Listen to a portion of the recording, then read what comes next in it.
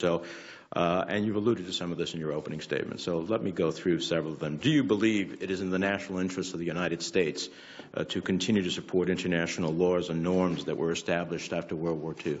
Yes, sir. Do you believe that the international order includes respecting the territorial integrity of sovereign countries and the inviolability of their borders? Yes, sir. Did Russia violate this international order when it forcefully annexed Crimea and invaded Ukraine? Yes, it did. Did Russia's continuing occupation of foreign countries violate international laws and norms? I'm not sure which specific countries you're referring to. Well, the annexation of Crimea, the Yes, eastern Ukraine, Georgia, just to mention a few. Yes, sir. Does Russia and Syria's targeted bombing campaign in Aleppo on hospitals, for example, violate this international order? Yes, that is not acceptable. Do you believe these actions constitute war crimes? Again, Senator, I don't have sufficient information to make that type of a serious conclusion.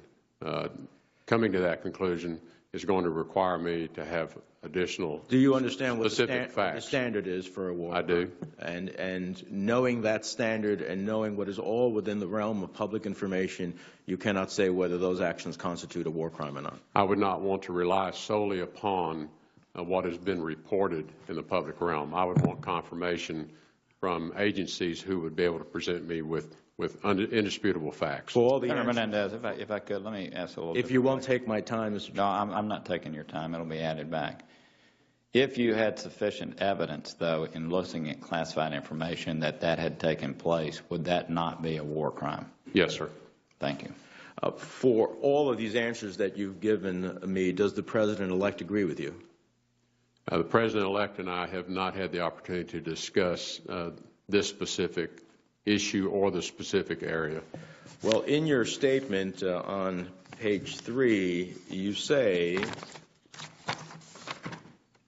in his campaign, President-elect Trump proposed a bold new commitment to advancing American interests in our foreign policy. I hope to explain what this approach means and how it implement that policy if I am confirmed as Secretary of State. So I assume to some degree that you've had some discussion about what it is that worldview is going to be in order to understand whether you're willing to execute that on behalf of the person you're going to work for. In a broad construct and in terms of the principles that are going to guide that, yes, sir.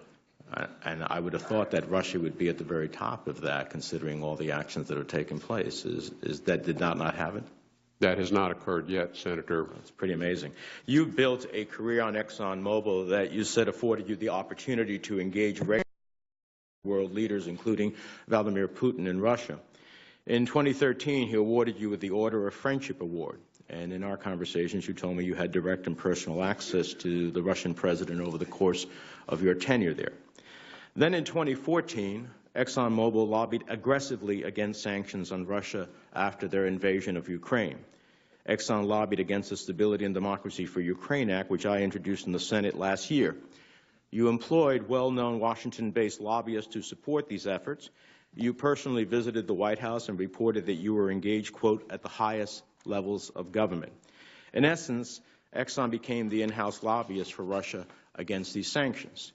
Sanctions are one of the most effective diplomatic tools in our arsenal, one we rely on to avoid putting American lives at risk by engaging in traditional kinetic warfare.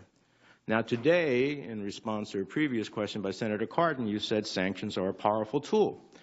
But you have made statements and given speeches where you have said you do not believe sanctions are a useful tool. So if sanctions are not a useful tool, have you changed your view?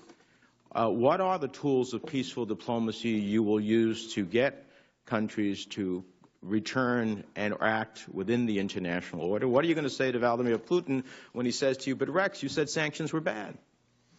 Senator, I think it's important to acknowledge that when sanctions are imposed, they by their design are going to harm American business. That's the idea, is to disrupt America's business engagement in whatever country is being targeted for sanctions. And so broadly, I don't think it's to disrupt American business. I think it's to disrupt the economies of those countries. Now, American business may or may not be affected to some degree. American business, if America is going to influence on disrupting those economies, then the intent behind the sanctions is to disrupt that country's access to American business investment, money flows, technology, and all the know-how. Financial sectors. Correct. Or financial sectors. So by its very, and I'm only stating a fact. I'm not debating it, but the fact is sanctions, in order to be implemented, do impact American business interest. In protecting America's interest, and I think this is where the President-elect would see the argument as well, is sanctions are a powerful tool. Let's design them well, let's target them well, and then let's enforce them fully. And to the extent we can, if we can have other countries join us, or if we are designing sanctions in concert, let's ensure those sanctions apply equally everywhere. So well, when you made your remarks, and I have a long list here, which I'll introduce for the record, you did not differentiate that way. You basically made the broad case that sanctions are not an effective tool. Now, I heard your response now, but in your opening statement, you said that, quote, America must continue to display a commitment to personal liberty, human dignity, principled action in our foreign policy, and that we are the only global superpower with the means and moral compass capable of shaping